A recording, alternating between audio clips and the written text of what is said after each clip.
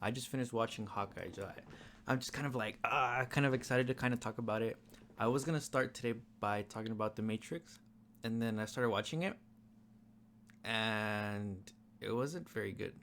I still really like the franchise. The first one opened my eyes to movies, and I remember just feeling extremely overwhelmed over how like crazy it was. But I finished watching Hawkeye today, and honestly, it's not even that bad. Like at first, I was walking in, and it was like, oh, they're just gonna use this to kind of like kill some time before the Spider-Man movie and kind of like have something for people to watch like before Doctor Strange. But it's not terrible.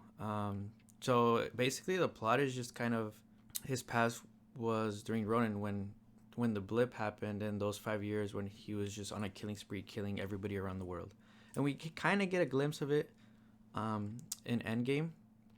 But he felt that he needed to kind of cleanse the world, you know, and that was his way of saving people, quote unquote. But obviously, you know, there's this new character called Kate Bishop, who gets involved in all of this in a night in an auction where she just puts it on to get to kind of hide away from the auction, and so she wouldn't get discovered, and she kind of gets entangled in all of this, and Clint finds out, so they kind of have to work together to kind of take down um, the mob that's trying to fight them. And the tracksuit mob is just hilarious. They're just a bunch of Russian dudes, and they're honestly hilarious. There's like this one scene where they're both kind of like tangled in there, and they're just acting like idiots.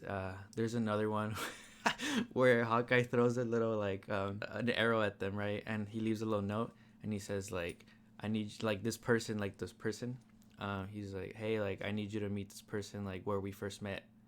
And one of the guys is like, "But I'm not this person," and it's just hilarious. But overall, it's actually a very interesting story. There's you get to really mourn for Natasha in this. You know, you get to he has to confront not all of his past, but he has to confront some certain aspects of it. And one of the aspects that he has to confront during this show is the fact that Natasha's little sister is looking for her. And when she finds out that she's gone, she all she can do is really blame Clint. And when she gets hired to kill him by, I won't spoil, by somebody in the story, but when she gets hired to kill him, she has to confront him and he has to confront her, you know what I mean?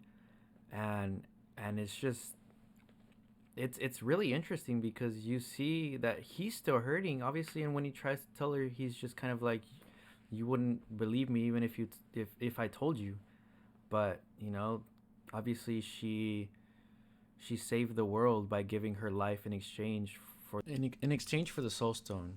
And you really get to see their interaction when he tells her that, and she's just in disbelief. She doesn't believe him. She can't believe him. And when she blames him, when he tries to explain it to her, right, he says that she was just a better fighter, and her only response is, well, you should have fought harder. And in somebody who's mourning, that's an appropriate response. It makes sense that they felt that they should have done more. And and it's interesting because Clint knows that, and he always feels that he could have done more, and he's always like kind of trying to understand why it was him, that survived, regardless of all that he had done up until that point, and Natasha was the better of the two. He always believed that, and he just kind of has to live with the fact that he was the one that survived and not her, regardless of how he felt that she was more worthy or anything like that.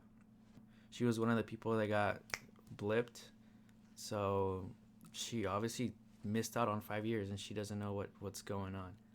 So there's that, and then obviously when he has to confront to Kate about who Ronan really was, because obviously that's what's getting followed, and that's why she's getting basically hunted down. And obviously when she finds out, it's very emotional. But Yeah, like I said, I mean, it's not the greatest thing in the world, but obviously it's really interesting just for Clint as a character. You get to really understand why he did what he did, and kind of, you know, turn the page and kind of accept that he did that, and it has consequences. So hopefully in season 2, if there is a season 2, hopefully there is, it ends very dramatically, but I'm not sure how that's gonna tie in with everything, because in this movie it's obviously in New York, so there's obviously the mob, and obviously there's some connection to Daredevil, and we know that Daredevil is gonna be, actually, Charlie Cox is gonna reprise his role as the Daredevil, Matt Murdock. And I forgot to talk about it in my Spider-Man review, but since it's already been a while and this is a whole different talk, he's in the movie. He's the lawyer, and in the lawyer where they're kind of trying to figure out how they're gonna move forward from this. So he sits down with Spider-Man, with Peter Parker and Aunt May, and you just see him. And I remember everybody was flipping out, but it's the same universe, and kind of I'm really interested to see how either Hawkeye or Daredevil, this show, is kind of is gonna be integrating that whole ending into the MCU, quote unquote.